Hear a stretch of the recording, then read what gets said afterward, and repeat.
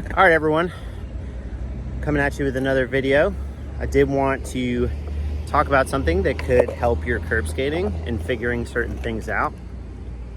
I wanted to talk about wheel shape, wheel size, those things. I'll kind of break it down into a few categories and tell you kind of the pros and cons of different wheel shapes and different sizes, what they can do for you, how, what they'll do kind of against you, I'd say.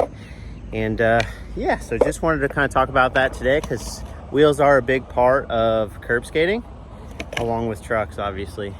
And we can get into board shapes another time, but not to bore you guys too much at the beginning. I will do some skating at first, at least, keep you guys slightly entertained with my mediocre nonsense.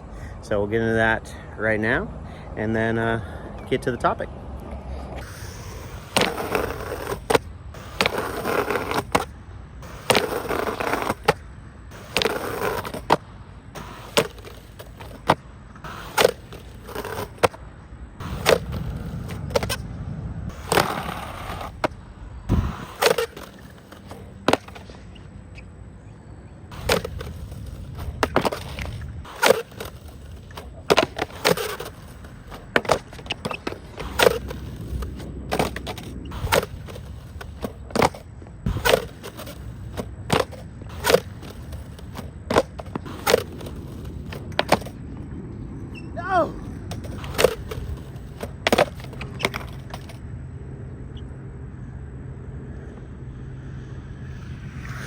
All right, so that last session was like probably about a week ago now. I kind of put off finishing this video.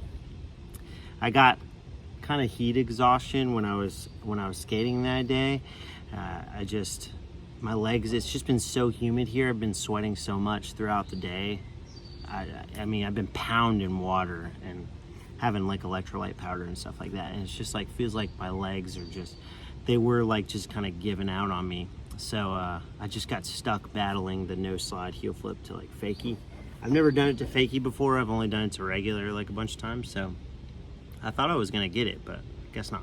Anyways, the point of this video, I did want to talk about how wheel shape affects your curb skating and your slappies and even learning slappies.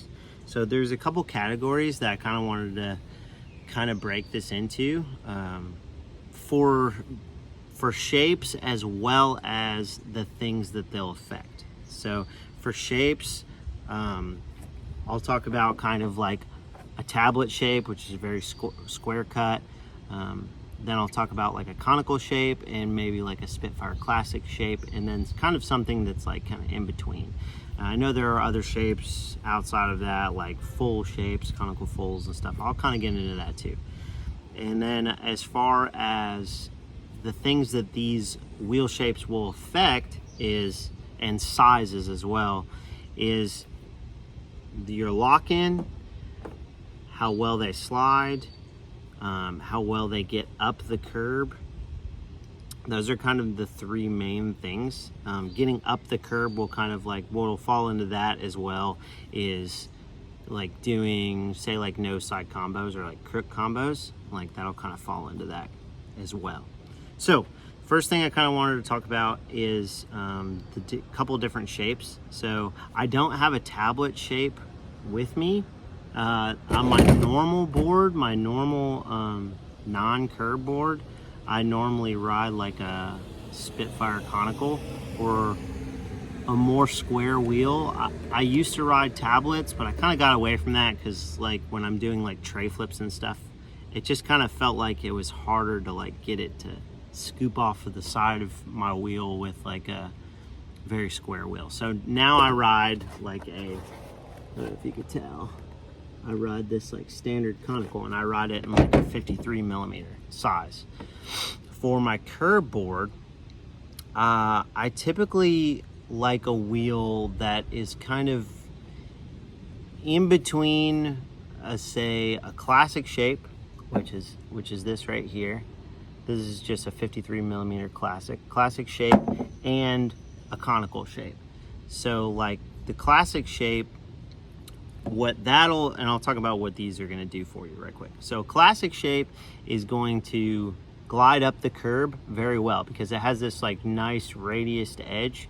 So it's going to glide up the curb really well, and it will also help with all of the nose slide, tail slide, crook combos and things like that. Because if you think about it, if you're going from say like a nose slide to crooked grind, if it has a hard edge, it's going to be harder for it to kind of like clear that lip of the curb and get in there.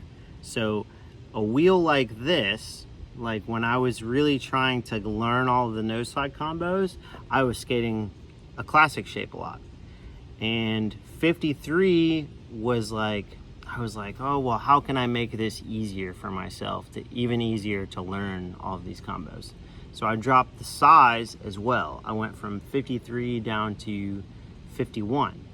So if you go down in size with a classic shape, not only will it clear that lip pretty easy and kind of glide up the side of the curb, but it'll like, you have less distance to kind of clear, like going from the nose slide up into the crooked grind, if that makes sense. If the wheel's bigger, it takes a lot more to get it up the curb, where if it's a really small wheel, like you can go really, if you really want to learn like the crook combos and stuff like that, you can go with like a really tiny wheel, like Spitfires, like they make the little Smokies in like 48s, 49s.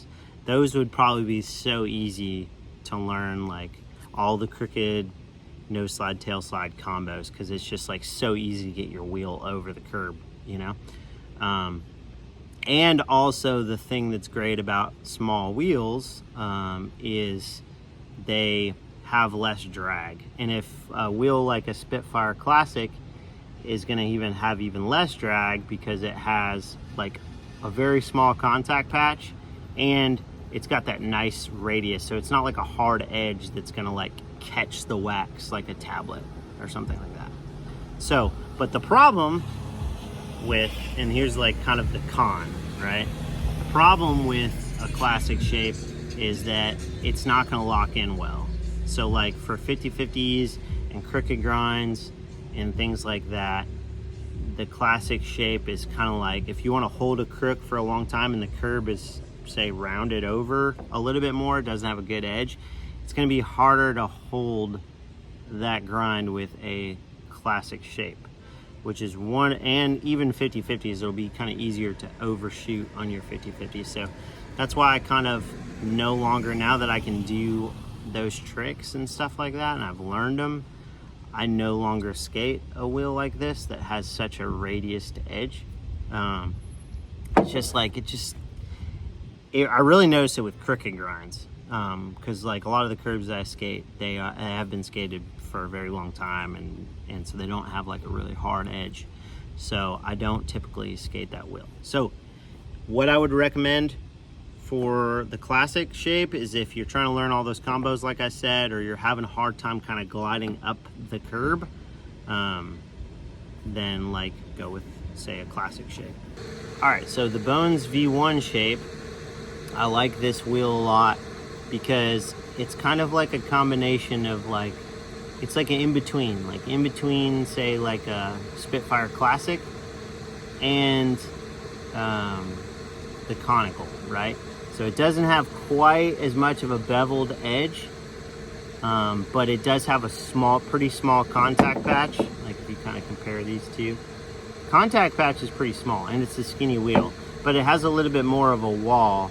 So like I still can, like, I feel like I can hold all of my grinds just fine on this wheel, and it slides really well because it just doesn't have a big contact patch.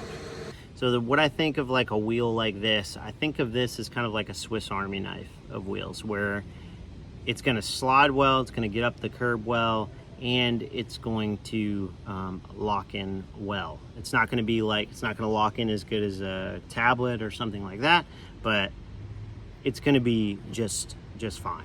So that's what I think this wheel is good for. And as far as sizes for some of these wheels, I'll kind of get into this really quick.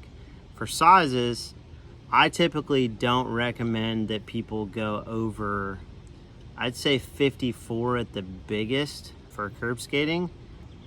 unless you're like, you just want like to be able to lock into stuff really well. Because the smaller wheels, to be completely honest, I know people talk about bigger wheels being like a monster truck. The wheels that are like 53 and even 50 and stuff like that, they still get up the curb just fine. Like, I don't really notice a difference with that. Like, as long as your technique is right, like, I don't really notice a difference like getting up the curb for wheel size. I notice it more for shape. Like, if it's a hard edge on the wheel like a tablet, it'll be harder for me to get up the curb. So but like, I don't recommend people go over 54, because once you're starting to get wheels that are that big, it's going to slow down like all of your slides, and that's like kind of a big deal to me. I do a lot of no slide tricks and stuff like that. So if you do no slides, tail slides, even blunt slides, stuff like that, you have a bigger wheel, it's going to just be more drag. So take that into account if you want to try a bigger wheel. I recommend, like, I think 53 is like a good sweet spot for curb skating in whatever shape you want to get. I think 53 is pretty good. I won't go higher than 54. So so yeah, so that's the Bones like kind of V1 shape. This is like a wheel that's, like I said, like kind of in between. And then there's also like, so like I'll talk about the Conicals really quick. So the Conicals are also like kind of like, they are pretty good as well. Like, they have a little bit wider of a contact patch, but the edge is still like kind of rounded decently, so you still kind of get up the curb pretty well, and they lock in pretty great too. So those lock in a little bit better than that kind of Bones V1 shape. So if you're a Spitfire guy and you're kind of looking for something that's kind of gonna give you like a kind of all-around type vibe, like, I might recommend a standard Conical.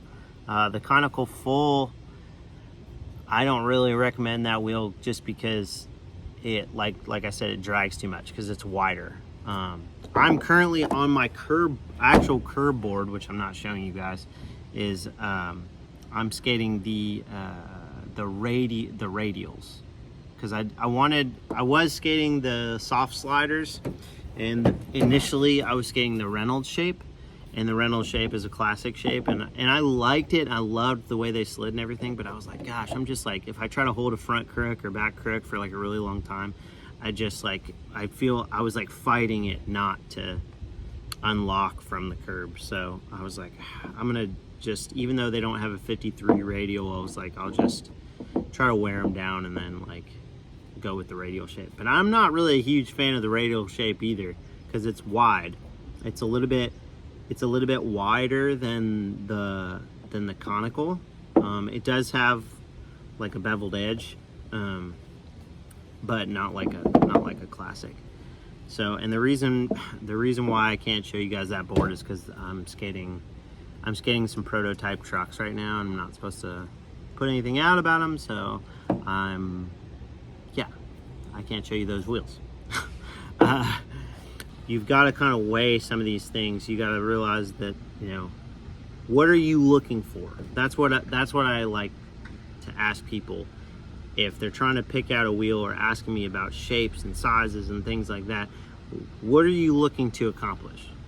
Because if there's certain tricks that I want to learn, and I know that it's going to be easier to learn them on a certain kind of shape, then that's fine. I mean, I'm probably going to go with that shape. That's what I did to learn all of those nose and crook combos, is I went to a slightly smaller wheel in the classic shape, because I was like, okay, this will make it easier for me to learn these things.